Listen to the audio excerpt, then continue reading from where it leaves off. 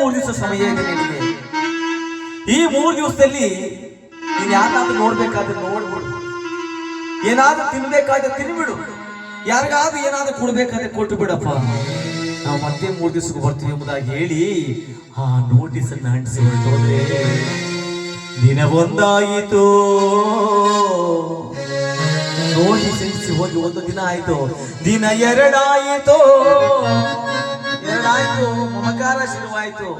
ಅಪ್ಪ ಮಗನೇ ಯಾಕಪ್ಪ ನನ್ನ ಅಕ್ಕಗಿರ ಮಾತೇಳು, ಅಪ್ಪ ನನ್ನ ಹೆಣ್ಮಗಳ ಮಾತೇಳು ಮಾತಾಡ್ಬೇಕು. ದಿನ 3 ಆಯಿತು, 3 ದಿನ ಆಗೋಯ್ತು. ನೋಟಿಸ್ ಅಂಟಿಸಿ ಹೋಗಿ 3 ದಿನ ಆದ್ರೆ ಮತ್ತೆ ಬರ್ತಾ ಅಂತ ಯಮಲೋಕದಿಂದ ಕಾಲ ಯಮದೂತರು. ಎಲ್ಲಿದ್ದಾರೆ ನಮ್ಮ ಲಘುಮಪ್ಪನವರು? ಮನೆಯಲ್ಲವರ, ಆಸ್ಪತ್ರೆಯಲ್ಲವರ, ಪೇಟೆಯಲ್ಲವರ, ತೋಟದಲ್ಲವರ? ಯಮಲೋಕದಿಂದ ಬಂದು ಹುಡುಕಾಡಿ ನೋಡ್ತಾರೆ ಎಲ್ಲಿದ್ದಾರೆ ಲಘುಮಪ್ಪನವರು ಎಂಬುದಾಗಿ. ಹುಡುಕಾಡಿ ನೋಡಿ ಎಲ್ಲಿದ್ರೆ ಅಲ್ಲಿಗೆ ಹೋಗಿ ಒಂದೇ 1 ಸೆಕೆಂಡ್ ಹೆಚ್ಚಿಗೆ ಸಮಯ ಕೊಡದೆ ಯಮ ಭಾಷವನ್ನು ಹಾಕಿ ಆ ದೇಹದ ಜೀವಾತ್ಮ ಹಿಡಿದು ಕಿತ್ತು ಆಚೆ ಬಿಟ್ಟು ಬಿಡ್ತಾರೆ.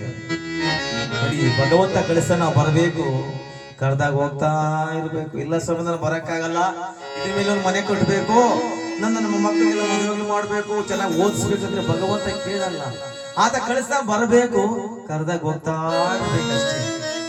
ಅಂತ ಯಮದೂತರು ಬಂದು ಹುಡುಕಾಡಿ ನೋಡ್ತಾರೆ ಎಲ್ಲಿದ್ದಾರೆ ನಮ್ಮ ಲಘುಮಪ್ಪನವರು.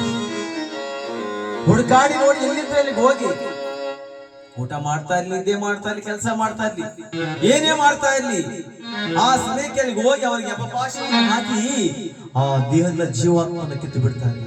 ಯಾಕಂದ್ರೆ ಮನುಷ್ಯನಿಗೆ ದೇಹ ಮತ್ತು ಉಸಿರು 2 ಜೊತೆಯಾಗೇ ಇರಬೇಕು. ಜೊತೆಯಾಗಿದ್ರೆ ಮಾತ್ರ ಈ ದೇಹಕ್ಕೆ ಬೇಕು. ಈ ದೇಹದಲ್ಲಿ ಉಸಿರಾಡ್ತಾ ಇರಬೇಕು. ಇವೆರಡು ಬೇರೆ ಬೇರೆ ಆದ್ರೆ ನೋಡಿ ಈ ದೇಹಕ್ಕೆ 3 ಕಾಸಿನ ಬೆಲೆ ಇಲ್ಲ ಅಂತ ಹೇಳ್ತಾರೆ.